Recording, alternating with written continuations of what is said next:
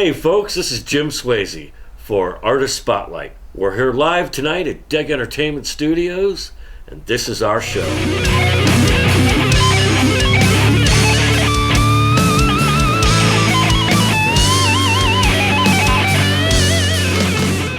Good evening, this is Jim Swayze with Artist Spotlight. And tonight we have a great friend of mine, Mr. Buddy Zappa. How you doing, buddy? Good, man. Thanks for inviting me. It's always me. nice to talk to you because I can just say Buddy and it works. Yeah, everybody at Walmart knows me. Let me ask you something, buddy. I've never asked you this before, but what made you get into this business? Well, I was, a screamer baby when I was born. Separation anxiety was really a bad problem for me. I screamed all the time. Really? Yeah, it was so bad I got shipped off to a foster home. So it was, getting into music was just my way of getting attention, or getting girls to like me, because, okay. The sports guys were doing it, and I wasn't really built for the sports thing, so I got into music, and it took off from there. My aunt put me in front of an audience when I was like 10 years old, something like that. And when everybody stood up and clapped and, gave me applause, I was just, man, this is what I want to do. Wow. So I've been at it ever since. For some reason, as growing up, people around me were musicians as well. I was given a guitar in very early age at the foster home I was at. And then when I moved in with my mom later in life, when I was a young kid, her husband was a drummer, and his son was a drummer. My brother Billy, he's a drummer. And I started on drums too. Didn't really pan out for me. So then I switched to bass guitar and started figuring out notes on the bass guitar. And, took off from there. And next thing you know, I switched to guitar. And I've always been singing ever since I was a little kid.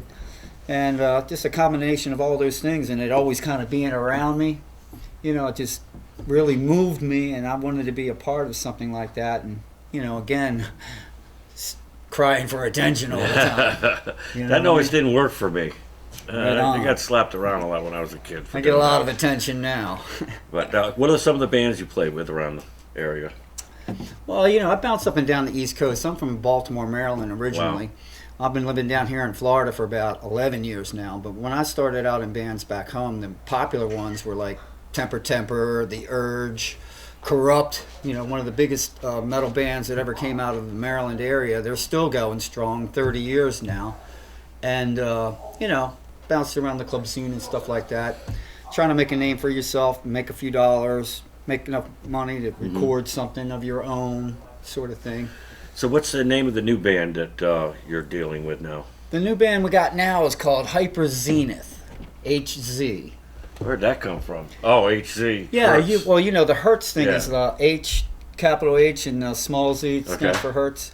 I decided to tune the guitars in the Pythagorean mode this time instead of standard 440 or a half step down, half like Motley Crue, or in a full D. Pythagorean mode is a more natural tone, hertz, or frequency, I should say. Hertz, that it's more in tune with the universe, Okay. Even living things, monks used to sit around and just hum in a tone, and that's where it came from. Okay. It didn't get changed until the Second World War, and Germany, what was happening over there. They tweaked the hertz so that it would aggravate people more because of the frequency that's coming out of you, the sound frequency. My ex-wife's voice was tweaked that way, yeah. The Pythagorean, which is 432 hertz, is more harmonious with the universe, the earth, and everything in it. It's a nice frequency of sound that is more pleasant to the ear, I should say. Very cool. So I took the H and the Z. I thought I'd make a name out of that, since I was doing this, odd tuning thing. And I was messing around thinking of different words that begin with an H and different words that begin with a Z, or Z. So I came up with Zenith somehow. I don't know. I was thinking of something, like crazy, wild, So I came up with the hyper, and then the Zenith thing was, because of the tone being in tune with the universe. You know what I mean? Okay. Like a zenith is part of outer space. Could have gone with Hyper Zappa. Yeah, but that would just be more cliche. I don't really. Probably Linda Zappa wouldn't let you do that anyway. Yeah, and I wouldn't. I've never used my name as a band before, just for that reason. Yeah. That's tough. Once you do something like that, you're kind of pigeonholed, and people think, well, he's going to sound like Frank. And I don't sound anything like Frank. I'm right down the middle, mainstream rock and roll. You kind of look like you could be a little bit related. It's the Italian thing, the schnoz. It's the schnozola. Yeah. If you probably went on one of those sites. If I did my beard goatee thing like his, it would really, Yep. So anyway. So who we got playing with you in this band? I've got some really interesting people on this disc because, I just thought it would help in the sales part, first of all. And second of all, kind of hard up and not really finding anybody around the area that was hip to my style of music. Mm-hmm. So I went and got and enlisted some friends of mine. Rhino, who used to be the former drummer for Manowar. Okay. I got him to do some drum tracks for me. Another local drummer that's been on Metal Blade Records for 3 albums, I believe. The drummer from The Absence, Jeremy Kling. Oh, yeah. He's doing tracks for me. And I just had a former guitar player from Megadeth, Glenn Drover, come and do some tracks for me on a new song that I've just kind of halfway completed today, right here at DEG Studios with producer Dana Walsh. Yes, sir. And things are coming together. So I've got some other people also in mind that I'm going to probably bring in and basically incorporate them into the project. It's basically a recording project. Mm-hmm. Hopefully I get enough guys that will come together and perform locally or regionally. Okay. One guy I have right now, he did the lead guitar play on the first track, Heart and Soul, which is available on iTunes, Amazon, and CD Baby for just 99 cents. He's a local guy. His name is Dream Elmazi. Okay. And he's what I call the ambidextrous one, because he's very fluent in playing both hands, like Michelangelo. Oh, wow, Michelangelo. He can shred like this, and he can shred like that. And if he had a guitar neck going both ways, he could do that too. Those guys drive me crazy. He's badass. And he's, luckily, I found him just playing around here in the local scene in cover bands and stuff like that. So I've got him on board as well, and he just recently brought on a friend of his that is an amazing guitar player in his own right, a guy named Bill Schenk. And I believe he played in bands like Recoil and stuff like that around here in the local. He's a local guy too. And I talked to another friend of mine that I've met since I've been in Tampa. His name is Steve Farney, and he's the bass player for the Den of Thieves. Everybody knows them guys. They've been around a long time. They're very popular. Great singer Angie and Raleigh Feldman play in that band. And I sent him some tracks, and he was interested. So he's going to come on board and help me out with some bass tracks as well and perform live for me. I'm still in the hunt for a drummer, though, so I'm kind of like searching around. Everybody's looking for a drummer these days. I mean, and in this area, any insane asylum would have tons of them. All the good ones are busy. They're taken. It's really hard to find a good drummer around this area anyway. My brother's a drummer, like I said earlier, but he's all the way up in Baltimore, Maryland, and very busy at the moment. So otherwise, I'd have his butt down here, and he'd be my drummer. Right. So, well, when what time frame do we work with here on the release? And I've got I'm trying to get it done this year, in 2016. If it goes beyond that, it probably maybe into the winter of 2017. But I'm confident that I can get it out by the end of the summer. I want to put 15 tracks on a CD to make it more appealing to buy. Wow. It's like a marketing strategy. I'm thinking that, the standard is 10, and sometimes you get bonus tracks. People send discs to Japan and put a couple more tracks on it. I figured if I throw 15 on there for the same price of $10, you get 5 bonus tracks. Yeah. More appealing to buy. You get more. 4.5. Yeah. Yeah. And a drum roll. Right on. Have you had any reviews yet on any of this stuff? On the first release, Heart and Soul, the one Rhino and Dream did the lead guitar on, I've had it out since February, and it's been positive, reviews all the way around. I've been getting airplay in Italy, Japan, and it debuted on J-Rock's station, the Pure Rock radio show that's syndicated in 4 different FM stations around the country. I think he may couple more, maybe 6 stations that they broadcast on a weekly basis since 2002, and they loved it right away. They put it right on the air, and it just went out. And ever since then, it's been kind of taken off. And I can't be more happy about that, because in this day and age, it's really hard to even get any kind of play on anything out there. Everybody's just there's so much out there and so much going on. So I've been really happy. I've been getting very favorable reviews so far. Now, what Dana and I want to know is are we going to do a video on this one? Oh, speaking of Dana Walsh, I forgot to mention, Dana Walsh also played lead guitar on the Heart and Soul single release with Rhino and Dream. Oh, okay. He put some lead licks on there. You didn't tell me about that. Oh, yeah. We were sitting around and, we heard something that maybe could use a little bit of more extra color and paint, So Dana threw down on it, man. A little shred action. That's what he stuff, does. Man. Yeah.